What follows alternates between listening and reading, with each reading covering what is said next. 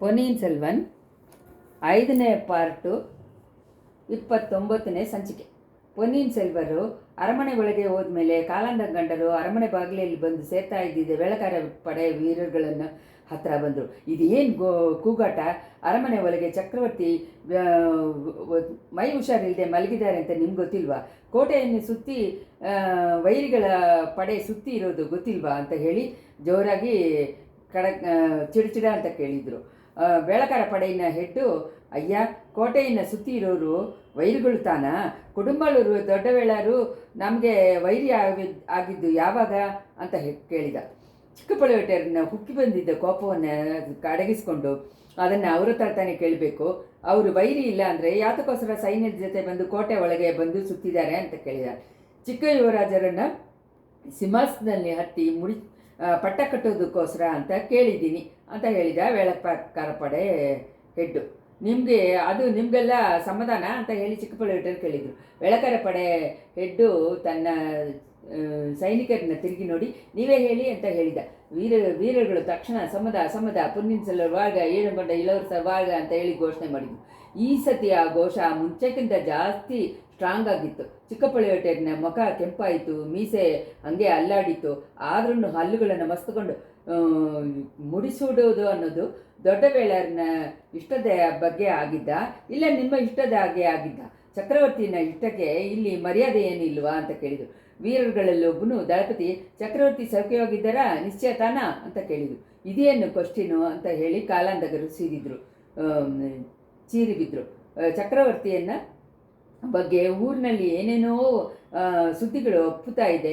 ನಾವುಗಳು ಅವ್ರನ್ನ ಇವತ್ತು ನೋಡೋಕ್ಕಾಗಲಿಲ್ಲ, ಆದ್ದರಿಂದ ಅವರ ಸುಖ ಬಗ್ಗೆ ಎಲ್ಲರೂ ತುಂಬ ವಿಚಾರಕೊಂಡಿದ್ದೀವಿ ಅಂತ ಹೇಳಿ ವೇಳಕಾರ ಪಡೆಯನ್ನು ಹೆಡ್ಡು ಹೇಳಿದ. ಚಕ್ರವರ್ತಿನ ನೀವು ನೋಡೋಕ್ಕಾಗದೇ ಇರುವುದ ಕಾರಣ ಮುಂಚೆನೇ ನಾನು ಹೇಳಿಲ್ವಾ? ಚಕ್ರವರ್ತಿನ ಮನಸ್ಸಿನ ಗೊಂದಲ ಇವತ್ತು ಜಾಸ್ತಿ ಆಗಿದೆ. ಯಾರನ್ನು ನೋಡೋದಕ್ಕೆ ಅವರು ಇಷ್ಟಪಟ್ಟಿಲ್ಲ, ಸಭಾಮಂಡಪಕ್ಕೆ ಬರೋಕ್ಕೂ ಆಗಲ್ಲ ಅಂತ ಅಂದ್ಬಿಟ್ರು. ಚಕ್ರವರ್ತಿನ ಮನಸ್ಸು ಗೊಂದಲಕ್ಕೆ ಕಾರಣ ಏನು? ಯಾಕೆ ನಮ್ಮಗಳಿಗೆ ದರ್ಶನ ಕೊಡೋದಕ್ಕೆ ನೆಗ್ಲೆಕ್ಟ್ ಮಾಡಬೇಕು? ನಾವು ಅದನ್ನಾದರೂ ತಿಳ್ಕೊಬೇಕು ಅಂತ ತಿಳ್ಕೊಳ್ಳೋಕ್ಕೆ ಇಷ್ಟಪಡ್ಬೋದಲ್ವ? ಒಳ್ಳೆಯದು, ಹೇಳ್ತೀನಿ. ಹೋಗಿದ್ದ ಯುವರಾಜರ ಬಗ್ಗೆ ಏನೂ ಗೊತ್ತಿಲ್ಲದೆ ಇರೋದ್ರಿಂದಾನೇ ಚಕ್ರವರ್ತಿನ ವಿಚಾರ ಜಾಸ್ತಿ ಆಗಿದ್ದಕ್ಕೆ ಕಾರಣ. ಇವಾಗ ಯುವರಾಜರೇ ಬಂದಿದ್ದರಿಂದ ಅಂತ ಹೇಳಿ ಯುವರಾಜರನ್ನ ನಾವು ನೋಡಬೇಕು, ಚೆನ್ನಾಗಿ ಬೆಳಕಿನಲ್ಲಿ ನೋಡಬೇಕು ಅಂತ ಹೇಳಿ ಪಡೆಯಿನ ಒಬ್ಬ ಸೋಲ್ಜರ್ ಹೇಳ್ದ. ಹೌದು, ನೋಡಬೇಕು, ಈಳಂಕೊಂಡ ಇಳವರಸರ್ வாழ்க ಅಂತ ಹೇಳಿ ಎಲ್ಲರೂ ಸೇರಿ ಕೂಗಿದ್ರು. ಯುವರಾಜ ಮೊದಲು ಚಕ್ರವರ್ತಿಯನ್ನೇ ದರ್ಶನ ಮಾಡಬೇಕಲ್ವಾ, ಆಮೇಲೆ ಇಷ್ಟಪಟ್ಟರೆ ನಿಮ್ಮನ್ನು ನೋಡ್ತಾರೆ. ನಿಶ್ಚಯ ತಾನ? ಒಂದು ವೇಳೆ ಪಾದಾಳಸರಿಗೆ ಕಳುಹಿಸಲಾಗತ್ತಾ ಅಂತ ಕೇಳಿದ್ರು. ಬೇರೆ ಒಂದು ದಿನವಾಗಿ, ಬೇರೆ ಒಂದು ಸಂದರ್ಭವಾಗಿ ಇದ್ದರೆ ಆ ವೇಳಕಾರ ಪಡೆಯಿನಲ್ಲಿ ಇಷ್ಟು ದುಡುಕಿ ಮಾತಾಡಿದ್ದಕ್ಕೆ ಚಿಕ್ಕಪಳುವೇಟರಿನ ಸೋಲ್ಜರ್ಸ್ ಅವ್ರ ಮೇಲೆ ಜಗಳ ಮಾಡಿರ್ತಾರೆ, ದೊಡ್ಡ ರಗಳೆ ಆಗಿರುತ್ತೆ. ಆದರೆ ಯುವರಾಜನ ಮಗವನ್ನು ಸ್ವಲ್ಪ ಮುಂಚೆ ನೋಡಿದ ಕಾರಣದಿಂದಾನೇ ಏನೋ ಕಾಲಂದ ಗಂಡನ ವೀರರುಗಳನ್ನು ಮೌನವಾಗಿ ನಿಂತುಕೊಂಡಿದ್ರು. ಚಿಕ್ಕಪಳುವೇಟರನ ಕೈ ಅವರ ಸೊಂಟದಲ್ಲಿ ಇದ್ದಿದ್ದ ವಾಳನ್ನು ನೋಡಿ ಹೋಯಿತು. ಮೇಲೆ ಹೇಳಿದ ಹಾಗೆ ಮಾಡಿದ್ದ ಸೋಲ್ಜರನ್ನು ಒಂದೇ ಸತಿ ಕಟ್ ಮಾಡಿ ಕೊಂದು ಬಿಡಬೇಕು ಅಂತ ಹೇಳಿ ಅಂದ್ಕೊಂಡ್ರು. ಆಮೇಲೆ ಆ ಕೋಪವನ್ನು ಸಮಾಳಿಸಿಕೊಂಡು ಜೋರಾಗಿ ನಕ್ಕರು. ನೀನು ಕೇಳಿದ ಕ್ವಶ್ಚಿನು ಇವನು ಕೇಳಿದ ಕ್ವಶ್ಚಿನ್ ನಿಮ್ಮ ಕಿವಿನಲ್ಲೆಲ್ಲ ಬಿದ್ದಿತ್ತಲ್ವ? ಯುವರಾಜ ಪಾದಾಳಸರಿಗೆ ಪಡಬಡ್ತಾರೆ ಅಂತ ಹೇಳಿ ಕೇಳ್ತಾ ಇದ್ದಾನೆ. ಒಳ್ಳೆಯದು. ಯುವರಾಜರನ್ನ ಸಿಂಹಾಸನದಲ್ಲಿ ಹತ್ತಿ ಮುಡಿಸುಟ್ಟೋದು ಇಲ್ಲ ಪಾದಾಳಸರಿಗೆ ಕಳಿಸೋದು ನನ್ನ ಅಧಿಕಾರದಲ್ಲಿ ಇಲ್ಲ. ಚಕ್ರವರ್ತಿನ ಇಷ್ಟದ ಹಾಗೆ ನಡೆಯುತ್ತೆ. ಯುವರಾಜರನ್ನ ಪಾದಾಳಸರಿಗೆ ಕೊಂಡು ಹೋಗುವುದಾಗಿದ್ದರೂ ಈ ದಾರಿಯಿಂದ ತಾನೇ ಹೋಗಬೇಕು, ಆವಾಗ ನೀವು ಅವ್ರನ್ನ ನೋಡ್ಕೋಬಹುದು ಅಂತ ಹೇಳಿ ಕಾಲಂದ ಕಂಡರು ಕಣ್ಗಳಲ್ಲಿ ಬೆಂಕಿ ಬರೋ ಹಾಗೆ ನೋಡಿಬಿಟ್ಟು ಅರಮನೆ ಕಡೆ ತಿರುಗಿದ್ರು. ವೀರರುಗಳು ತಿರುಗಾನು ಘೋಷ ಹಾಕಿದ್ದನ್ನು ಕೇರ್ ಮಾಡದೆ ಅರಮನೆ ಮುಂಬಾಗಿಲನ್ನು ನೋಡಿ ಹೋದರು. ಅಲ್ಲಿ ಬಾಗಿಲತ್ರ ಪೂಂಗುಳಿ ಒಬ್ಬ ಮುಂಟಿಯಾಗಿ ನಿಂತ್ಕೊಂಡಿದ್ಲು. ಹೆಣ್ಣೆ, ನೀನು ಯಾಕೆ ಇಲ್ಲಿ ನಿಂತ್ಕೊಂಡಿದ್ಯಾ? ನಿನ್ನನ್ನು ಒಳಗಡೆ ಬರಬೇಡ ಅಂತ ಹೇಳಿ ತಡಿಸ್ಬಿಟ್ರಾ ಅಂತ ಕೇಳಿದರು. ನನ್ನನ್ನು ಯಾರು ತಡಿಸಲಿಲ್ಲ ಅಯ್ಯ, ನಾನಾಗೆ ನಿಂತ್ಬಿಟ್ಟಿದ್ದೀನಿ ಅಂತ ಅಂದ್ಲು ಪೂಂಗುಳಿ. ಯಾಕೆ? ತುಂಬ ದಿನದಿಂದ ಬೇರೆ ಆಗಿದ್ದಿದ್ದ ತಂದೆಯನ್ನು ಮಗನನ್ನು ಮೀಟ್ ಮಾಡೋ ಸಮಯದಲ್ಲಿ ನನಗೇನು ಅಲ್ಲಿ ಕೆಲಸ? ಹೋಗಲಿ, ನೀನಾದರೂ ಚಕ್ರವರ್ತಿ ಉಸಿರಿಂದ ಇದ್ದಾರೆ ಅಂತ ಹೇಳಿ ನಂಬ್ತೀಯಲ್ಲ ಅಂತ ಅಷ್ಟರಲ್ಲಿ ಸಂತೋಷ. ನಂಬುವುದು ಮಾತ್ರ ಅಲ್ಲ, ಚಕ್ರವರ್ತಿ ಸೌಖ್ಯವಾಗಿರೋದನ್ನ ಕಣ್ಣಿಂದಾನೇ ನೋಡಿಬಿಟ್ಟಿದ್ದಾನೆ. ಹಿಂತಿರುಗಿ ಬಂದೆ. ಅದೋ ನಿಂತಿದ್ದಾರಲ್ವ, ಆ ವೇಳಕಾರ ಪಡೆ ಹತ್ರ ಹೋಗಿ ನೀನು ನೋಡಿದ್ದನ್ನು ಹೇಳಿ ಅವ್ರುಗಳ ಅನುಮಾನವನ್ನು ತೊಲಗಿಸು ಅಂತ ಹೇಳಿದರು. ಅವರ ಅನುಮಾನಕ್ಕೆ ಈ ಸಮಯ ತನಕ ಏನು ಪ್ರೂಫ್ ಇಲ್ಲ. ಆದರೆ ನೆಕ್ಸ್ಟ್ ಮಿನಿಟು ಅದು ಏನಾಗುತ್ತೆ, ನಿಜ ಆಗಲ್ಲ ಅಂತ ಅನ್ನೋದು ಯಾರು ಹೇಳೋಕ್ಕಾಗುತ್ತೆ? ಹೆಣ್ಣೆ, ನೀನು ಸೇರಿ ನನ್ನನ್ನು ಕಲವರ ಪಡಿಸೋಕ್ಕೆ ನೋಡ್ತೀಯ, ನೀನು ಎಲ್ಲರಿಗೂ ಹುಚ್ಚಿ ಹಿಡಿದು ಬಿಟ್ಟಿದ್ದೆ ಅಂತ ಕೇಳಿದ್ರು. ದಳಪತಿ, ನನ್ನನ್ನು ಕೆಲವರು ಹುಚ್ಚಿ ಅಂತ ಹೇಳೋದುಂಟು, ನಾನೇ ನನ್ನನ್ನು ಹುಚ್ಚಿ ಅಂತ ಹೇಳ್ಕೊಳ್ಳೋದು ಉಂಟು. ಆದರೆ ಈ ಹುಚ್ಚಿನ ಯೋಚನೆಯಿಂದ ಕೇಳಿದ್ದಿಂದಾನೆ ಇವತ್ತು ಯುವರಾಜ ಈ ಕೋಟೆ ಒಳಗೆ ಅಪಾಯ ಇಲ್ಲದೆ ಒಳಗೆ ಬರೋಕ್ಕಾಯಿತು. ಚಕ್ರವರ್ತಿ ಉಸಿರೋಡಿ ಇರುವಾಗಲೇ ಅವರನ್ನು ಮೀಟ್ ಮಾಡೋಕ್ಕೂ ಆಯಿತು. ಆಹಾ, ಇದೇನು ಚಕ್ರವರ್ತಿನ ಉಸಿರಿಗೆ ನೀನು ಗೆಡು ಹಾಕಿದೆ ಅಂತ ಅನ್ಸುತ್ತೆ. ಈ 3 ಜನಗಳು ಮುಟ್ಟಾಳು ಜೋಯಿಸರ್ಗಳು ಒದರೋದನ್ನು ಕೇಳಿ ನೀನು ಒದರ್ತಾ ಇದೆಯಾ, ಇಲ್ಲ ನಿನಗೆ ಬೇರೆ ಏನಾದರೂ ಗೊತ್ತಾ? ಜನಗಳು ಜೋಯಿಸರ್ಗಳು ಮಾತ್ರ ತಾನೇ ಗೆಡು ಇಟ್ಟಿದ್ದಾರೆ. ನಿಮ್ಮ ಅಣ್ಣ ಹೇಳಿ ಕಳಿಸಿದ್ದ ಸುದ್ದಿಯನ್ನು ಸ್ವಲ್ಪ ಮುಂಚೆ ಕೇಳಿದಿರಲ್ವ, ಅದು ನಿಜ ಅನ್ನೋದು ಏನು ನಿಶ್ಚಯ ಅಂತ ಹೇಳಿದ್ರು ಕಾಲಂದ ಕಂಡು. ದಳಪತಿ, ಕೊಡುಂಬಾಳೂರು ಯುವರಾಣಿ ಯಾತಕ್ಕೋಸ್ಕರ ಸುಳ್ಳು ಹೇಳಬೇಕು? ಯಾರು ಕಂಡಿದ್ದು? ಆಮೇಲೆ ಬರೋ ಸಿಂಗಾದನ ಹತ್ತುವ ಪಟ್ಟಮಗಿಷಿಯಾಗ ಆಸೆ ಇರ್ಬೋದು. ದಳಪತಿ, ನಾನು ಆಗಿದ್ದಾನೆ ಅಂದ್ಕೊಂಡಿದ್ದೆ. ಯುವರಾಣಿ ಇವತ್ತು ಬೆಳಗ್ಗೆ ಮಾಡಿದ ಶಪಥವನ್ನು ಕೇಳಿದ ಮೇಲೆ ನನ್ನ ಯೋಚನೆಯನ್ನು ನಾನು ಬದಲಾಯಿಸ್ಕೊಂಡೆ ಅಂತಂದ್ಲು ಪೊಂಗುಳ್ಳಿ. ಹೆಣ್ಣೆ, ಒಂದು ವೇಳೆ ನಿನಗೆ ಅಂತ ಆಸೆ ಇದೆಯೋ ಏನೋ ಅಂತ ಹೇಳಿಬಿಟ್ಟು ಚಿಕ್ಕಪಳುವೇಟರು ಮೆತ್ತಗೆ ನಕ್ಕರು. ದಳಪತಿ, ನಿಜವಾಗ್ಲೂ ನಾನು ಹುಚ್ಚಿನೇ, ನಿಮ್ಮ ಹತ್ರ ಮಾತಾಡೋಕ್ಕೆ ನಿಂತಿದ್ದೀನಿ ಅಲ್ವಾ ಅಂತ ಹೇಳಿಬಿಟ್ಟು ಪೊಂಗುಳ್ಳಿ ತಿರ್ಗಾ ಹೋಗೋಕ್ಕೆ ಪ್ರಯತ್ನ ಮಾಡಿದ್ಲು. ಕಾಲಂದ ಕಂಡದ ಹತ್ರ ತಕ್ಷಣ ಒಂದು ಚೇಂಜ್ ಉಂಟಾಯಿತು. ಹೆಣ್ಣೆ, ಕೋಪಿಸ್ಕೋಬೇಡ, ನೀನು ಹೇಳಕ್ಕೆ ಬಂದದ್ದನ್ನು ಹೇಳಿಬಿಟ್ಟು ಹೋಗು ಅಂತಂದರು. ಪೊಂಗುಳ್ಳಿ ತಿರುಗಿ, ಹೌದು ಹೇಳದಾನೇ ಬೇಕು, ಇಲ್ಲ ಅಂದರೆ ಆಮೇಲೆ ನಾನು ಪಶ್ಚಾತ್ತಾಪ ಪಡ್ತೀನಿ, ನೀವು ಪಶ್ಚಾತ್ತಾಪ ಪಡೋ ಹಾಗೆ ಆಗ್ಬಿಡುತ್ತೆ. ಅಯ್ಯ, ಚಕ್ರವರ್ತಿನ ಉಸಿರನ್ನಕ್ಕೆ ಏನಾದರೂ ಅಪಾಯ ಬಂದರೆ ನಾಡು ನಗರವೆಲ್ಲ ನಿಮ್ಮ ಮೇಲೆ ತಾನೇ ಅಪವಾದ ಹೇಳುತ್ತೆ, ಅದನ್ನು ನಿಮ್ಮ ವೀರರುಗಳೇ ಕೂಡ ಹೇಳ್ತಾರೆ ಅಂತ ಅಂದರು. ಚಿಕ್ಕಪಳುವೇಟರನ ಮುಖ ಸುಕ್ಕಾಯಿತು. ಆಗ ಏನಾದರೂ ನಡೆದುಬಿಟ್ರೆ ಬೇರೆಯವರು ಹೇಳೋ ತನಕ ನಾನು ಕಾಯ್ತಾ ಇರಲ್ಲ. ಅಪವಾದ ಬಂದಿದ್ದ ಕಿವಿಯಲ್ಲಿ ಬೀಳೋ ಒಳಗೆ ನನ್ನ ಉಸಿರು ಒಟ್ಟೋಗಿರುತ್ತೆ. ಈ ಬೆಳಕಾರ ಪಡೆಯನ್ನು ದುರ್ಗಾ ಪರಮೇಶ್ವರಿ ದೇವಸ್ಥಾನದಲ್ಲಿ ಸತ್ಯ ಮಾಡುವಾಗ ನಾನು ಪ್ರಮಾಣ ಮಾಡಿ ದಾರಿ ತೋರಿಸೋದನ್ನು ಅಂತ ಹೇಳಿದರು. ಅದರಿಂದ ಏನು ಪ್ರಯೋಜನ? ಸೋಳ ರಾಜ್ಯ ಚಕ್ರವರ್ತಿಯನ್ನು ಕಳ್ಕೊಂಡು ಒಂದು ಮಹಾವೀರರನ್ನು ಕಳ್ಕೊಂಡ ಹಾಗೆ ಆಗ್ಬಿಡುತ್ತೆ. ಅದಕ್ಕಿಂತ ಮುಂಜಾಗ್ರತೆಯಾಗಿ ಇರೋದು ಒಳ್ಳೇದಲ್ವಾ? ಹೆಣ್ಣೆ, ನಾನು ಮುಂಜಾಗ್ರತೆಯಿಂದ ಇಲ್ಲ ಅಂತಲೇ ಹೇಳ್ತಾ ಇದೆಯಾ? ಇದೋ ಈ ಅರಮನೆಯನ್ನು ಸುತ್ತಿ ಇಷ್ಟೊಂದು ವೀರರುಗಳು ಕಣ್ಣು ಮುಚ್ಚದೆ ನೋಡ್ತಾ ಕಾವಲು ಕಾಯಿಸ್ತಾ ಬರ್ತಾರೆ. ಅದಕ್ಕೋಸ್ಕರ ಮುಖ್ಯಮಂತ್ರಿ ಅನಿರುದ್ಧರು ಕೂಡ ನಮಗೂ ಗೊತ್ತಾಗದೆ ಅರಮನೆ ಒಳಗೆ ಹೋಗೋಕ್ಕಾಗಲ್ಲ. ಗೊತ್ತು ದಳಪತಿ. ಆದರೆ ಅರಮನೆ ಒಳಗೇನೆ ಇದ್ದನ್ನು ಅಪಾಯ ಬರ್ಬೋದಲ್ವಾ? ಇದೇನು ಒದರ್ತಾ ಇದೆಯಾ? ಅರಮನೆಯ ಹೆಣ್ಣು ಮಕ್ಕಳು ಚಕ್ರವರ್ತಿಗೆ ವಿಷ ಹಾಕಿ ಕೊಂದುಬಿಡ್ತಾರೆ ಅಂತ ಹೇಳ್ತಾ ಇದೆಯಾ? ಇಲ್ಲ, ಒಂದು ವೇಳೆ ಇವಾಗ ಯುವರಾಜರ ಜೊತೆ ಒಳಗೆ ಹೋದ್ಲಲ್ಲ, ಆ ಕುಡುಂಬಾಳರು ಹೆಣ್ಣಿನ ಮೇಲೆ ಸಂದೇಹ ಪಡ್ತಾ ಇದೆಯಾ? ದೇವರೇ, ಈ ಸಾಧು ಹೆಣ್ಣಿನ ಮೇಲೆ ಸಂದೇಹ ಪಡೋರುಗಳಿಗೆ ಒಳ್ಳೆ ಗತಿ ಹುಟ್ಟಲ್ಲ. ಅವಳಿಗೆ ಅಷ್ಟೊಂದು ಸಾಮರ್ಥ್ಯನೂ ಇಲ್ಲ. ಅಯ್ಯ, ಈ ಅರಮನೆ ಒಳಗೆ ಬರುವುದಕ್ಕೂ ಸೊರಂಗಪಾದೆ ಒಂದು ಇದೆಯಲ್ಲ. ಚಿಕ್ಕಪಳುವೇಟರು ಶಾಕಾಗಿ, ಹೆಣ್ಣೆ, ಅದ್ರ ಬಗ್ಗೆ ನಿನ್ಗೇನು ಗೊತ್ತು, ಹೇಗೆ ಗೊತ್ತು? 3-4 ಜನಕ್ಕೆ ಬಿಟ್ಟರೆ ಆ ದಾರಿ ಬಗ್ಗೆ ಯಾರಿಗೂ ಗೊತ್ತಿಲ್ಲ ಅಲ್ವಾ? ಗೊತ್ತಿದ್ದವರು ಉಸಿರಿಂದ ತಿರ್ಗಾ ಹೋಗೋಕ್ಕಾಗಲ್ವಲ್ಲ ಅಂತ ಹೇಳಿ ಅರ್ಜೆಂಟಾಗಿ ಕೇಳಿದರು. ದಳಪತಿ, ಅದ್ರ ಬಗ್ಗೆ ಇವತ್ತು ಬೆಳಗ್ಗೆನೇ ನಾನು ತಾನೇ ತಿಳ್ಕೊಂಡೆ. ಅಲ್ಲಿ ಕೈನಲ್ಲಿ ಶಾರ್ಪಾಗಿದ್ದ ಎತ್ತ ಹಾಕೋ ಬೇಲಿಂದ ಒಂದು ಪಾಂಡಿನ ಸಂಜುಗಾರ ಒಬ್ಬ ಬಾಚ್ಕೊಂಡಿರೋದನ್ನು ನೋಡಿದ್ದೀನಿ. ದೇವರೇ, ಇದೇನು ಭಯಂಕರವಾದ ಮಾತನ್ನು ಹೇಳುತ್ತಾ ಇದೆಯಾ? ಆ ಜಾಗ ಎಲ್ಲಿ ಹೋಗಿ ಮುಗಿಯುತ್ತೆ ಅಂತ ನಿಮ್ಗೆ ಗೊತ್ತಾ? ಪೊಕ್ಕಿಷ ನೆಲವರೆಯಿಂದ ಹೋಗ್ತಾ ಇದೆ ಅಂತಂದು ಹೇಳಿದ್ದು. ಆಹಾ, ನೀನು ಹೇಳುವುದು ನಿಜವಾಗಲೇ ಇರ್ಬೋದು. ಮನುಷ್ಯ ಉರುಕೊಂಡಿದ್ದ ಆ ಮಾಯ ಮೋಗಿನಿನ ಕೆಲಸನೇ ಇದು. ನನ್ನ ಅಣ್ಣನನ್ನು ಸೋಲಿಸಿ ಇಟ್ಕೊಂಡಿರುವ ಹೆಣ್ಣು ದೆವ್ವದ ಹೆಸರೇ ಕೆಲಸನೇ ಇದು. ಅಯ್ಯೋ, ಎಷ್ಟು ಸಲ ನಾನು ಎಚ್ಚರ ಮಾಡಿದೆ. ಹೆಣ್ಣೆ, ನೀನು ಹೇಳೋದು ಸತ್ಯನಾ? ನೀನೇ ನೋಡಿದ್ಯಾ? ಆ ಜಾಗ ಇರೋ ಕಡೆ ನಿನಗೆ ಹೆಂಗೆ ಗೊತ್ತಾಯಿತು? ನನ್ನ ಅತ್ತೆ ಇವತ್ತು ಬೆಳಗ್ಗೆ ಕರ್ಕೊಂಡೋಗಿದ್ದಾಗ ಅದು ಗೊತ್ತಾಯಿತು. ಅವಳು ಯಾರು? ನಿನ್ನತ್ತೆ. ನಾನು ಮುಖ್ಯಮಂತ್ರಿನ ಕಟ್ಟಲಿನ ಹೆಸರಲ್ಲಿ ನೀವು ಕಳುಹಿಸಿದ ಪಳ್ಳಕ್ಕಿಯಲ್ಲಿ ಕೋಡಿಕೆರೆಯಿಂದ ಕೊಂಡು ಪಟ್ಟವಳು. ಅಯ್ಯ, ನಾವು ಇದ್ರ ಬಗ್ಗೆ ಮೇಲೆ ಇಲ್ಲಿ ಮಾತಾಡ್ತಾ ಇರುವಾಗ ನಿಜಾನೇ ನಾನು ತಕ್ಷಣ ದೊಡ್ಡ ಪಳುವೂರು ಅರಮನೆಗೆ ಹೋಗೋಕ್ಕೆ ಬೇಕಾದ ಏರ್ಪಾಡು ಮಾಡಿಬಿಟ್ಟು ಬರ್ತೀನಿ. ಅಷ್ಟರಲ್ಲಿ ನಾನು ಈ ಕಡೆ ಕೊನೆಯಲ್ಲಿ ನಿಂತು ನೋಡ್ಕೊತೀನಿ. ಆಹಾ, ನಿನ್ನನ್ನು ನಾನು ಹೆಂಗೆ ನಂಬೋದು? ಆ ಪಾಂಡಿನಾಡಿನ ಸಂಚುಕಾರರ ಜೊತೆಗೆ ನೀನು ಇದ್ದವಳು ಅಂತ ಹೇಳಿ ಏನು ನಿಶ್ಚಯ? ಇಲ್ಲ ಅಂತ ಏನು ನಿಶ್ಚಯ? ನನ್ನನ್ನು ದಾರಿ ತೋರಿಸಿ ಏಮಾರಿಸ್ಬಿಟ್ಟು, ದಳಪತಿ, ಹಾಗಾದರೆ ನನ್ನ ಜೊತೆ ನೀವು ಬನ್ನಿ, ಒಂದು ದೀವಟಿ ಎತ್ಕೊಂಬನ್ನಿ, ಇಬ್ಬರಾಗಿ ಹೋಗೋಣ, ನೋಡೋಣ. ಹೋಗುವಾಗ ನನಗೆ ಗೊತ್ತಿದ್ದ ಬೇರೆ ವಿವರಗಳನ್ನು ನಾನು ಹೇಳ್ತೀನಿ. ಚಿಕ್ಕಪಳುವೇಟೆಯರು ತಕ್ಷಣ ಬಾಗಿಲ ಹತ್ರ ಹೋಗಿ ತಮ್ಮ ಸೋಲ್ಜರ್ಸನ್ನು ಕೆಲವರನ್ನು ಕರೆದು ಅವ್ರಗಳ ಹತ್ರ ಏನೋ ಹೇಳಿದರು. ಅವ್ರುಗಳನ್ನು ಪಳವೂರು ಅರಮನೆ ಒಳಗೆ ಹೋಗ್ತಾರೆ ಅಂತ ಪುಂಗುಳಿ ಊಗಿಸ್ಕೊಂಡ್ಲು. ಸೋಲ್ಜರ್ಗಳಲ್ಲಿ ಒಬ್ಬನು ಕೈಯಲ್ಲಿ ಹಿಡಿದಿದ್ದ ದೀವಟಿಯನ್ನು ಕೋಟೆ ದಳಪತಿ ಈಸ್ಕೊಂಡು ಬಂದರು. ಎಣ್ಣೆ ದಾರಿ ತೋರಿಸ್ಕೊಂಡು ಹೋಗು, ಹೇಳಿದ್ದೆಲ್ಲ ನಿಜ ತಾನ ಅಂತ ನೋಡ್ಬಿಡ್ತೀನಿ ಅಂತ ಹೇಳಿದರು ಕಾಲಂದ ಕಂಡ. ಆವಾಗ ಅವ್ರ ಮನಸ್ಸಿನಲ್ಲಿ ಪೂಂಗುಳಿ ಬಗ್ಗೆ ಅನುಮಾನ ತೀರಲಿಲ್ಲ. ಈ ಹೆಣ್ಣು ಸುಳ್ಳನ್ನು ಏನೋ ಹೇಳಿ ಏಮಾರಿಸ್ಕೊಂಡು ನೋಡ್ತಾಳೋ ಏನೋ, ಸರಂಗಪಾದೆ ಬಗ್ಗೆ ತನ್ಮೂಲಕವಾಗಿ ತಿಳ್ಕೊಳ್ಳೋಕೆ ಇಷ್ಟಪಡ್ತಾಳೋ ಏನೋ. ಅದರಿಂದ ದಾರಿಯಿಂದ ಕೊಡುಂಬಾಳೂರು ಆಳುಗಳನ್ನು ಕೋಟೆ ಒಳಗೆ ಬಿಡುವುದಕ್ಕೆ ಇದೊಂದು ಸಂಚೋ ಏನೋ. ಆಗೆಲ್ಲ ತನ್ನನ್ನು ಬೇಗ ಏಮಾರ್ಸೋಕ್ಕಾಗಲ್ಲ. ಇವಳು ಅಂಥ ಉದ್ದೇಶದಿಂದ ತನ್ನನ್ನು ಕರ್ಕೊಂಡೋಗಿದ್ರೆ ಇವಳಿಗೆ ಸರಿಯಾದ ದಂಡನೆ ಕೊಡಬೇಕು. ದೊಡ್ಡ ಪಳುವೇಟರಿಯರು ಹಾಗೆ ನಾನು ಕೂಡ ಏಮಾರಿಸಿ ಹೋಗ್ಬಿಡ್ತೀನ ಏನು.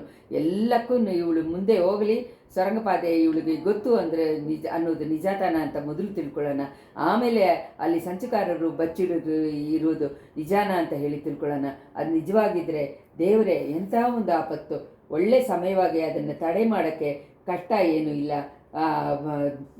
ಸಂದಲ್ಲಿ ದಾಟಿಕೊಂಡಿರುವ ನರಿಯನ್ನು ಹಿಡಿಯೋ ಹಾಗೆ ಹಿಡಿದು ಕೊಂದು ಬಿಡಬೇಕು. ಈ ಥರ ಅಂದ್ಕೊಂಡು ಚಿಕ್ಕಪಳುವೇಟೆಯರು ಪೂಂಗುಳಿಗೆ ಹಿಂದೆ ಹೋದರು. ಅವಳ ನಡೆಯಲ್ಲಿ ಇದ್ದಿದ್ದ ಫಾಸ್ಟನ್ನು ನೋಡಿ ಆಶ್ಚರ್ಯಪಟ್ಟರು. ಹೌದು, ಪೂಂಗುಳಿನ ಮನಸ್ಸಿನ ಬೇಗ ಇವಾಗ ಕೊನೆಯನ್ನು ಮುಟ್ಟಿತ್ತು.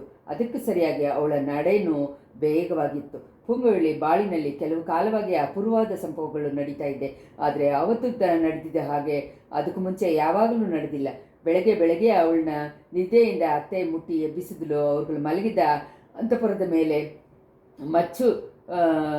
ಮೇಲೆ ಘೋರವಾದ ಮುಖ ಒಂದು ಕಾಣಿಸ್ಕೊಂಡಿತು. ತಕ್ಷಣ ಅದು ಮರೆಯಾಗ್ಬಿಡ್ತು. ಮಂದಾಗಿನಿ ಸದ್ದು ಮಾಡದೆ ಇದ್ದು ಪೂಂಗುಳಿನ ಕರ್ಕೊಂಡು ಮುಚ್ಚಿದ್ದ ಮಂಟಪದ ಒಳಗೆ ಹೋದಳು. ಆವಾಗ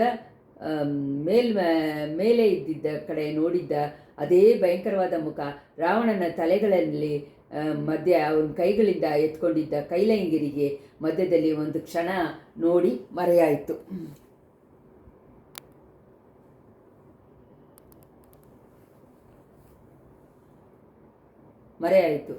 ಇಬ್ಬರೂ ಆ ಸೆಲೆಯ ಹತ್ರ ಹೋಗಿ ನೋಡಿದರು. ರಾವಣ ತಲೆಗಳ ಮಧ್ಯೆ ಸೊರಂಗದ ದಾರಿ ಒಂದು ಶುರುವಾಗಿ ಹೋಗ್ತಾ ಇದೆ ಅಂತ ಪೂಂಗುಳಿಗೆ ಗೊತ್ತಾಯಿತು. ಮಂದಾಗಿನಿ ಮೊದಲಿನ ಪೂಂಗುಳಿ ಅವಳನ್ನ ಹಿಂಬಾಲಿಸ್ಕೊಂಡು ಆ ಸೊರಂಗ ಪಾದೆಯಲ್ಲಿ ಇಳಿದು ಹೋದರು. ಪೂಂಗುಳಿಗೆ ಮೊದಲು ಕಣ್ಣೇ ಗೊತ್ತಾಗಲಿಲ್ಲ. ಅಂತಹಾರ ಆ ಸೊರಂಗ ಪಾದೆಯಲ್ಲಿ ಇತ್ತು. ಆ ಅತ್ತೆಯನ್ನು ಕೈಯನ್ನು ಹಿಡ್ಕೊಂಡು ತಡಮಾರಿ ಅವಳು ಹೋದಳು. ಆ ದಾರಿಯಿಂದ ಸ್ವಲ್ಪ ಮೆಟ್ಲು ಹತ್ತಿ ಒಂದು ಮಂಟಪದೊಳಗೆ ಇಬ್ಬರೂ ಬಂದುಬಿಟ್ಟಿದ್ದ ಹಾಗೆ ಅನಿಸಿತ್ತು. ಅಲ್ಲಿನ್ನೂ ಕತ್ಲೆಯಾಗಿ ತಾನೇ ಇತ್ತು. ಕೈಯಿಂದ ಮುಟ್ಟಿ ನೋಡಿಕೊಂಡು ಗೋಡೆಗಳನ್ನು ಪಿಲ್ಲರ್ಗಳನ್ನು ಮುಟ್ಟಿಸ್ಕೊಳ್ಳದೆ ಹೋಗೋದೇ ಕಷ್ಟವಾಗಿತ್ತು. ಸ್ವಲ್ಪ ಹೊತ್ತಿಗೆಲ್ಲ ಮೇಲೆ ಎಲ್ಲಿಂದನೋ ಸ್ವಲ್ಪ ಚಿಕ್ಕ ಕಿಟಕಿಯಿಂದ ದಾರಿಯಿಂದ ಸ್ವಲ್ಪ ಬೆಳಕು ಬರೋಕ್ಕೆ ಶುರುವಾಯಿತು. ಬೆಳಗ್ಗೆ ಚೆನ್ನಾಗೇ ಆಗಿರಬೇಕು ಬೆಳಕು ಅಂತ ಹೇಳಿ ಪೂಂಗುಳಿ ಊಗಿಸಿದಳು. ಅದ್ರ ಜೊತೆ ಅವರುಗಳು ಸುತ್ತಿ ಅಳೆದುಕೊಂಡಿರೋದು ಪೊಕ್ಕಿಷ ನೆಲವರೆ ಅಂತಲೂ ತಿಳ್ಕೊಂಡ್ಲು. ಆದರೆ ಮಂದಾಗಿನಿ ಅತ್ತೆ ಯಾವ ಮನುಷ್ಯನನ್ನು ಹುಡ್ಕೊಂಡು ಬಂದಲೋ ಅವನು ಸಿಗ್ತಾನೆ ಅಂತ ಅನಿಸಲಿಲ್ಲ. ಈ ಕತ್ಲೆ ಸುತ್ತಿ ಇದ್ದ ಸೊರಂಗದಲ್ಲಿ ಬಚ್ಚಿಟ್ಕೊಳ್ಳೋಕ್ಕೆ ಎಷ್ಟೊಂದೋ ಜಾಗಗಳು ಅವನು ಎಲ್ಲಿ ಬಚ್ಚಿಟ್ಕೊಂಡಿದ್ದಾನೆ ಏನು. ನಾವು ಅವನ್ನ ಕಂಡಿಡಿಯೋಕ್ಕೆ ಮುಂಚೆ ಅವನು ನಮ್ಮನ್ನು ಕಂಡಿಡಿದ್ದು ಹಿಂದೆಯಿಂದ ಬಂದು ಚುಚ್ಚಿ ಕೊಂದು ಬಿಡುವುದು. ಇಂಥ ಇದರಲ್ಲಿ ಸೊರಂಗದಲ್ಲಿ ಕೇಳೋಕ್ಕೆ ಯಾರೂ ಇಲ್ಲ.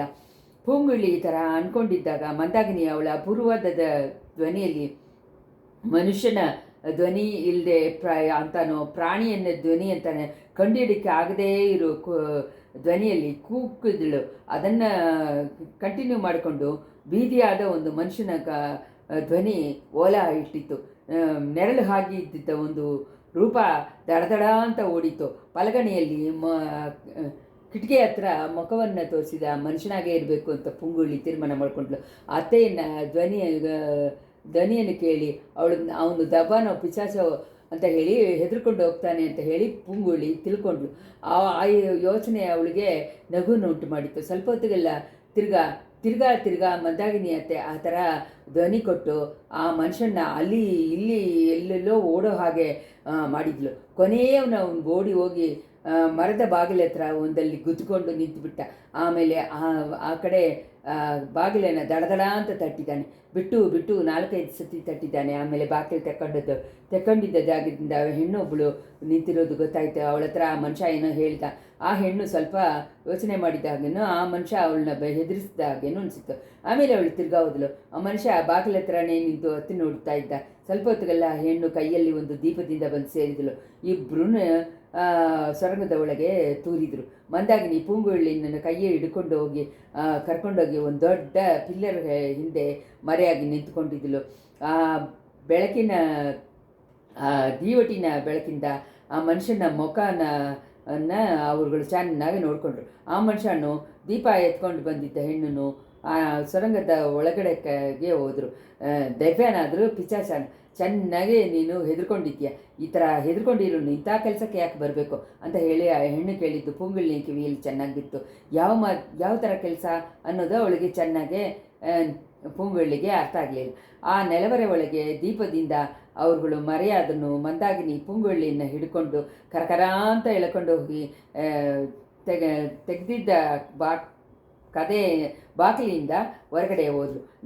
ನಡೆಯಲ್ಲಿ ಇರುವ ಅಡ್ಡ ನಡ್ಕೊಂಡು ಬಂದು ಒಂದು ದೊಡ್ಡ ತೋಟವನ್ನು ಅವ್ರುಗಳು ಪ್ರವೇಶ ಮಾಡಿದರು. ಅಲ್ಲಿ ಏಕಾಂತವಾದ ಒಂದು ಜಾಗದಲ್ಲಿ ಮಂದಾಗಿನಿ ಪೂಂಗುಳ್ಳಿ ಹತ್ರ ತಾನು ಹೇಳಬೇಕಾಗಿದ್ದನ್ನು ಸಿಗ್ನಲಿಂದ ಹೇಳಿದರು. ನನ್ನ ಅಂತ್ಯಕಾಲ ಹತ್ತಿರ ಬಂದುಬಿಡ್ತು. ನಾನು ಕಡೆಯಾಗಿ ಕಣ್ಣು ಮುಚ್ಚೋ ಒಳಗೆ ಯುವರಾಜನನ್ನು ಒಂದು ಸತಿ ನೋಡಬೇಕು. ನೀನು ಹೋಗಿ ಈ ಸುದ್ದಿಯನ್ನು ಹೇಳಿ ಅವನ ಕೈಯಿಂದ ಕರ್ಕೊಂಬರ್ಬೇಕು ಅನ್ನೋದನ್ನೇ ಆ ಸುದ್ದಿ. ಪೂಂಗುಳ್ಳಿಗೆ ಅವಳ ಅತ್ತೆ ಹತ್ರ ಕೊಂಡಿದ್ದ ಪ್ರೀತಿಯನ್ನು ನಮಗೂ ಗೊತ್ತಾಗಿತ್ತೆ. ಆ ಥರ ಸಮಯದಲ್ಲಿ ಅವಳನ್ನ ಬಿಟ್ಟು ಹೋಗೋಕ್ಕೆ ಪೂಂಗುಳ್ಳಿಗೆ ಮನಸ್ಸು ಬಂದಿಲ್ಲ. ಆ ಮಾತನ್ನು ತಟ್ಟಕ್ಕೂ ಆಗಲಿಲ್ಲ. ಆದ್ರೂ ಅದೇ ಸಮಯದಲ್ಲಿ ಪೊನ್ನಿಯಿನ್ ಸೆಲ್ವನ್ನ ನೋಡೋದಕ್ಕೆ ಇದೊಂದು ಸಂದರ್ಭ ಅನ್ನೋ ಯೋಚನೆ ಅವಳಿಗೆ ತಕ್ಷಣ ಒಂದು ತೀರ್ಮಾನಕ್ಕೆ ಬರೋ ಹಾಗೆ ಮಾಡಿತ್ತು. ಅತ್ತೆ ಹತ್ರ ಹೇಳಿಕೊಂಡು ಹೊರಟೋದ್ಲು. ತೋಟದಿಂದ ಮದಿಲಲ್ಲಿ ಹತ್ತಿ ಜಂಪ್ ಮಾಡಿ ಆ ಕಡೆ ಹೋಗಿ ತಜ್ಜನಗರ ಕೋಟೆ ಬಾಗಿಲಿಯನ್ನು ದಾಟಿದಳು. ಅಲ್ಲಿ ಆಳ್ವಾಕಡೆಯನ್ನು ಮೀಟ್ ಮಾಡಿದಳು. ಅವನು ಮುಖ್ಯಮಂತ್ರಿನ ಅಂಚೆಯಿಂದ ಪೊನ್ನಿಯಿನ್ ಸೆಲ್ವನ್ನ ನೋಡೋಕ್ಕೆ ಹೋಗೋ ಹಾಗೆ ತಿಳ್ಕೊಂಡ್ಳು. ಆ ವೀರವೈಷ್ಣವನ ಹೆಲ್ಪಿಂದ ಅವಳು ಪ್ರಯಾಣನ ಸೌಕರ್ಯವಾಗಿ ಆಯಿತು. ಆವತ್ತು ಅದೃಷ್ಟ ಉದ್ದಕ್ಕೂ ಅವಳು ಆ ಕಡೆ ಇತ್ತು. ಕೊಡಂದೆ ಜ್ಯೋತಿರ ಮನೆ ಬಾಗಿಲ ಹತ್ರ ಇಳೆಯ ಪ್ರಾಟಿಯನ್ನ ರಥವನ್ನು ಅವಳು ನೋಡಿದರು. ಯುವರಾಸರ ಬಗ್ಗೆ ಕುಂದವಿ ದೇವಿಗೆ ಏನಾದರೂ ಸುದ್ದಿ ಗೊತ್ತಿರುವುದಾ ಅಂತ ಹೇಳಿ ವಿಚಾರಣೆ ಮಾಡೋಕ್ಕೋಸ್ಕರ ಜೋಯಿಸರ ಮನೆಯೊಳಗೆ ದೂರಿದರು. ಅಲ್ಲಿ ದೊಡ್ಡ ಪಳುವೇಟರಿಯನ್ನ ಬಾಯಿಯಿಂದ ಪಾಂಡಿನಾಡಿನ ಸಂಚುಗಾರರ ಬಗ್ಗೆ ಅರಿಯಕ್ಕಾಯಿತು. ಪೊಕ್ಕಿಷ ರೂಮಲ್ಲಿ ಕೋಣೆಯಲ್ಲಿ ಇದ್ದಿದ್ದ ಬಚ್ಚಿಟ್ಕೊಂಡಿರೋನು ಆ ಸಧಿಕಾರಗಳಲ್ಲಿ ಒಬ್ಬನು ಅಂತ ಹೇಳಿ ಪೂಂಗುಳ್ಳಿ ನಿಶ್ಚಯ ಮಾಡಿಕೊಂಡು ಅದೇ ಸಮಯದಲ್ಲಿ ಯುವರಾಜರಿಗೂ ಅಂಚಕಾರಗಳಿಂದ ಅಪಾಯ ಬರೋ ಹಾಗೆ ಇದೆ ಅಂತ ತಿಳ್ಕೊಂಡು ಅವಳ ಮನಸ್ಸು ವೇದನೆ ಆಗಿತ್ತು. ಒಂದು ವೇದನೆಗೆ ಪರಿಹಾರವಾಗಿ ಇತ್ತು. ಯುವರಾಣಿ ವಾನದಿಯನ್ನು ಕಾಪಾಡಕ್ಕೆ ಹೋಗೋ ಜಾಗದಲ್ಲಿ ಯುವರಾಜರನ್ನು ಮೀಟ್ ಮಾಡುವ ಹಾಗೆ ಆಯಿತು. ಎಲ್ಲವನ್ನೂ ಬಿಟ್ಟರೆ ಅವಳಿಗೆ ತೃಪ್ತಿ ಕೊಟ್ಟಿದ್ದ ಕಾರ್ಯ ತಂಜಾವೂರಿಗೆ ಹೋಗುವುದ್ರ ಬಗ್ಗೆ ಅವಳ ಯೋಚನೆಯನ್ನು ಯುವರಾಜ ಕೇಳಿಕೊಂಡಿದ್ದೇನೆ. ಲಂಕೆಯಲ್ಲಿ ತಮ್ಮನ್ನು ತಿಳಿಯಪಡಿಸಿಕೊಳ್ಳದೆ ಯಾನೆ ಪಾಗಂತರ ಅವರು ಯಾತ್ರೆ ಮಾಡಿದ್ದು ಉಂಟು ಅನ್ನೋದನ್ನು ಅವಳಿಗೆ ಗೊತ್ತಿತ್ತು. ಅಲ್ಲಿ ಸೇನಾಪತಿಯನ್ನು ಸೇನಾ ವೀರರುಗಳನ್ನು ಅವರುಗಳು ಬೇರೆಯಾಗಿ ತನ್ನನ್ನು ಮಾತ್ರ ಆನೆ ಮೇಲೆ ಹತ್ತಿಸ್ಕೊಂಡು ಕಡಕರಿಗೆ ಬೇಗ ಬಂದಿದ್ದನ್ನು ಅವಳು ಮರ್ತಿಲ್ಲ. ಆದರೆ ಈ ಸಮಯ ಯುವರಾಜ ಅದೇ ಇದನ್ನು ಫಾಲೋ ಮಾಡಿದರೆ ಒಳ್ಳೆಯದು ಅಂತ ಹೇಳಿನೂ ಅವರು ಸಪ್ರೇಟಾಗಿ ಹೋದರೆ ತಂಜೆಕೋಟೆಯೊಳಗೆ ಹೋಗೋಕ್ಕಾಗದು ಅಂತನೂ ತನ್ನನ್ನು ವಾನತಿಯನ್ನು ಕರ್ಕೊಂಡೋದ್ರೆ ಯಾನೆ ಪಾಗ ಅಂತ ಅಂದ್ಬಿಟ್ಟು ನಿಮ್ಮನ್ನು ಬಿಟ್ಟುಬಿಡ್ತಾರೆ ಅಂತಲೂ ಹೇಳಿದರು. ಸಮುದ್ರಕುಮಾರಿ, ಒಳ್ಳೆ ಯೋಚನೆ ಹೇಳಿದ್ಯಾ. ಒಂದು ದೊಡ್ಡ ರಾಜ್ಯಕ್ಕೆ ಮುಖ್ಯಮಂತ್ರಿ ಆಗಿರೋಕ್ಕೆ ನೀನು ಹಕ್ಕುದಾರಿ ಅಂತ ಹೇಳಿ ಯುವರಾಜ ಹೇಳಿದ್ದ ಮಾತನ್ನು ಅಂದ್ಕೊಂಡು ಅವಳ ಮನಸ್ಸು ಹುಕ್ಕಿ ಹರಿಯಿತು. ಆದರೆ ಈ ಥರ ಆ ನಿಮಿಷ ತನಕ ಅವಳು ಅಂದ್ಕೊಂಡಿದ್ದ ಹಾಗೇನೆ ಎಲ್ಲ ನಡೆದಿದ್ದು ಏನು ಉಪಯೋಗ? ಅವಳು ಎದುರು ನೋಡಿದ ಹಾಗೆ ಮಂದಾಗಿನಿ ಅತ್ತೆ ಚಕ್ರವರ್ತಿ ಮಲಗಿದ್ದ ಕೋಣೆಯಲ್ಲಿ ಇಲ್ಲ. ಅವಳ ಬಗ್ಗೆ ಅಲ್ಲಿ ಯಾರ ಹತ್ರನೂ ವಿಚಾರಿಸನ್ನು ಕೂಡಲಿಲ್ಲ. ನನ್ನ ಕೊನೆಯ ಅಂತ್ಯಕಾಲ ಬಂದ್ಬಿಡ್ತು ಅಂತ ಹೇಳಿ ಅತ್ತೆ ಸಮೀಚೆಯಿಂದ ತಿಳಿಸಿದ್ದನ್ನು ಅಂದ್ಕೊಂಡಾಗಲ್ಲ ಪೂಂಗುಳ್ಳಿನ ಮನಸ್ಸು ಬಗೀರಂತಿತ್ತು. ಇಷ್ಟೊಂದು ಶ್ರಮ ಎತ್ತಿ ಸಾತುರ್ಯವಾಗಿ ಮಾತಾಡಿ ಯುವರಾಜನ್ನ ಇಲ್ಲಿ ಕರ್ಕೊಂಬಂದಿದ್ದನ್ನು ಏನು ಉಪಯೋಗ? ಅತ್ತೆಯನ್ನು ಕಾಣಲಿಲ್ವಲ್ಲ ಅಂತ ಹೇಳಿ ಅವಳ ಮನಸ್ಸು ತತ್ತರಿಸಿತ್ತು. ನೆಲವರೆಯಲ್ಲೆಲ್ಲೇ ಇನ್ನೂ ಇದ್ದಾಳೋ ಅಂತ ಅನಿಸಿತ್ತು. ಒಂದು ವೇಳೆ ಆ ಪಾದಕ ಸಂಚುಕಾರನಿಂದ ಅವಳು ಕೊಲ್ಲಪಟ್ಟಿರ್ತಾಳೋ ಅಂತ ಅನ್ನುವಾಗ ಅವಳ ಮನಸ್ಸು ಹಂಗೆ ಒಡೆದೇ ಹೋಯಿತು. ಸರಂಗಪಾದೆಯಿಂದ ನೆಲವರೆ ಒಳಗೆ ಹೋಗಿ ನೋಡೋಕ್ಕೆ ಇಷ್ಟಪಟ್ಲು. ಆದರೆ ಅರಮನೆಯಲ್ಲಿ ಆವಾಗ ಯುವರಾಜರನ್ನ ಬರ ಮಾಡಿದ್ದಿಂದ ಕಾರಣವಾಗಿ ಒಂದೇ ಕೋಲಾಹಲವಾಗಿತ್ತು. ಅಡ್ಡ ಹೆಣ್ಣುಮಕ್ಕಳು ಹೋಗುವುದು ಬರುವುದಾಗೆ ಇತ್ತು. ಗುಂಪುಗಾಗಿ ಬಂದು ಚಕ್ರವರ್ತಿ ಮಲಗಿದ್ದ ಅರೆಯ ಕೋಣೆಯನ್ನು ಹತ್ತಿ ನೋಡಿಬಿಟ್ಟು ಹೋಗ್ತಾ ಇದ್ರು. ಇಷ್ಟರ ಮಧ್ಯೆ ತಾನು ಮಾತ್ರ ಹಳೆಯ ಚೆಪ್ಪ ಮಂಟಪಕ್ಕೆ ಒಂಟಿಯಾಗಿ ಹೋಗೋದನ್ನು ಯಾರಾದ್ರು ನೋಡಿದರೆ ಏನು ಅನ್ಕೋತಾರೆ. ಆ ಸಂಚುಕಾರ ಒಂದು ವೇಳೆ ಇನ್ನೂ ಅಲ್ಲೇ ಇದ್ದರೆ ನಾನು ಅವನ ಹತ್ರ ಚಿಕ್ಕಾಕೊಂಡು ಉಳಿದು ಉಚಿತವಲ್ಲ. ಎಷ್ಟೊಂದೋ ಮನಸ್ಸಿನಲ್ಲಿ ಧೈರ್ಯ ಇದ್ರು ಪುಂಗುಳಿಗೆ ಆ ಕತ್ತಲೆ ಇರೋ ಪೊಕ್ಕಿಷ ಕೋಣೆಯನ್ನು ನೋಡಿದರೆ ಸ್ವಲ್ಪ ಭಯ ಉಂಟಾಯಿತು. ಆದ್ದರಿಂದ ಚಿಕ್ಕಪುಳಿವೆಟ್ಟರ ಹತ್ರ ಹೇಳಿ ಅವರನ್ನು ಕರ್ಕೊಂಡೋಗಿ ಆ ನೆಲವರೆಯಲ್ಲಿ ಹುಡುಕಿ ನೋಡೋಕ್ಕೆ ತೀರ್ಮಾನ ಮಾಡಿದರು. ಕಾಲಂದ ಕಂಡರಿಂದ ವಾದ ಮಾಡಿ ಅವ್ರ ಮನಸ್ಸನ್ನು ತಿರ್ಸಿ ಕರ್ಕೊಂಡೋಗೋಕ್ಕೆ ಸ್ವಲ್ಪ ಅವಕಾಶ ಅವಳಿಗೆ ಬೇಕಾಗಿತ್ತು. ಅದನ್ನು ನೆನೆಸ್ಕೊಂಡೆ ಅವಳು ಇವಾಗ ತುಂಬ ಫಾಸ್ಟಾಗಿ ನಡೆದಳು. ಬೇಗ ಏನೋ ವಿಪರೀತ ಬರೋಕ್ಕಾಗತ್ತೆ ಅಂತ ಹೇಳಿ ಅವಳ ಮನಸ್ಸಿನಲ್ಲಿ ಇರುವ ಒಂದು ಸೆನ್ಸ್ ಹೇಳಿದ್ದು. ಆದರೆ ತನಗೆ ಏನಾದರೂ ಆಪತ್ತ ಬಂದುಬಿಟ್ರೆ ಪಾತಕವಿಲ್ಲ, ಅತ್ತೆಗೆ ಏನೂ ಆಗಬಾರ್ದು ಅನ್ನೋದು ತುಂಬ ಮನಪೂರ್ವದಿಂದ ಇಷ್ಟಪಟ್ಲು. ಶಿಲ್ಪಮಂಟಪ ಒಳಗೆ ಪ್ರವೇಶ ಮಾಡೋ ಸಮಯದಲ್ಲಿ ಅರಮನೆ ಮಾಡದಿಂದ ಏನೋ ಒಂದು ಕಪ್ಪು ನೆರಳು ಬೀಳೋ ಹಾಗೆ ಇತ್ತು. ಗೋಡೆಯಿಂದ ಕೊನೆಯಿಂದ ಒಂದು ರೂಪ ಹೋಗೋ ಹಾಗೆನ್ನಿತ್ತು.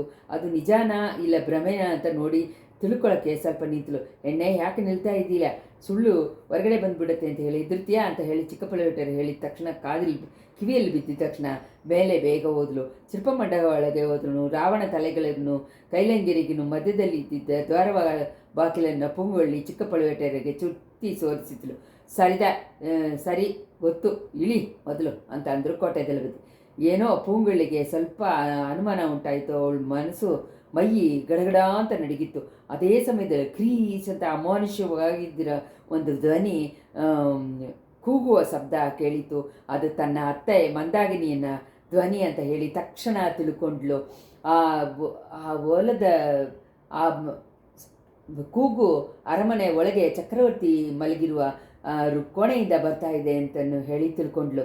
ತಕ್ಷಣ ಅವಳ ಯೋಚನೆ ತೀರಿ ಹೋಗಿಬಿಟ್ಟಿತು. ಚಿಕ್ಕಪುಳಿವೆಟ್ಟರನ್ನ ಸ್ವಲ್ಪನೂ ಕೇರ್ ಮಾಡದೆ ಅರಮನೆ ಅಂತಃಪುರವನ್ನು ನೋಡಿ ಬೇಗ ಓಡಿದಳು. ತಿರ್ಗಾ ಭಯಂಕರವಾದ ಶಬ್ದ ಕೇಳ್ತಾನೆ ಇತ್ತು. ಚಕ್ರವರ್ತಿ ಮಲಗಿದ್ದ ಕೋಣೆ ಒಳಗೆ ಅವಳು ಪ್ರವೇಶ ಮಾಡಿದಾಗ ಅಲ್ಲಿ ತೋಚಿದ ಒಂದು ದೃಶ್ಯ ಅವಳ ಮನಸ್ಸಿನಲ್ಲಿ ದೊಡ್ಡ ಚಿತ್ರದ ಸೀನರಿ ಥರನೇ ಇತ್ತು. ಚಕ್ರವರ್ತಿ ಜಾರಿ ಮಲಗಿದ್ದ ಹಾಗೆ ತನ್ನ ಚಿಕ್ಕ ಮಗ ಅರುಳ್ಮೊಳಿ ತನ್ನ ಕೈಗಳಿಂದ ಹಿಡ್ಕೊಂಡಿದ್ರು. ಅವರು ಇಬ್ರಿಗೂ ಮುಂಚೆ ಮಂತಾಗಿನಿ ಅತ್ತೆ ನಿಂದು ಕೂಗ್ತಾ ಇದ್ಲು. ಒಂದು ಕಡೆ ವಾನತಿನು ಅವಳನ್ನು ಅವಳ ಸೊಸೆಯಾಗಿ ಹೆರೋದಕ್ಕಿಂತ ಮಲೆಮಾನ್ ಮಗಳನ್ನು ನಿಂತುಕೊಂಡಿದ್ರು. ಎಲ್ಲರೂ ಹುಚ್ಚಿಕೊಂಡವರಾಗಿ ಕೂಗಾಡಿದ ಮಂದಾಗಿನಿ ನೋಡ್ತಾ ಇದ್ರು. ಮೇಲೆ ಮಂಟಪದಲ್ಲಿ ಹಾರಿ ಬಂದಿದ್ದ ಒಂದು ಕೂರಾದ ವೇಲನ್ನು ಅವರುಗಳು ಯಾರೂ ನೋಡಿಲ್ಲ. ಪೂಂಗುಳಿ ತನ್ನ ಅತ್ತೆಯನ್ನು ನೋಡಿ ಒಂದೇ ಥರ ಹಾರಿಕೊಂಡು ಹೋದ್ಲು ಅವರ ಹತ್ರ. ಇಷ್ಟರಲ್ಲಿ 29ನೇ ಸಂಚಿಕೆ ಮುಗಿಯಿತು.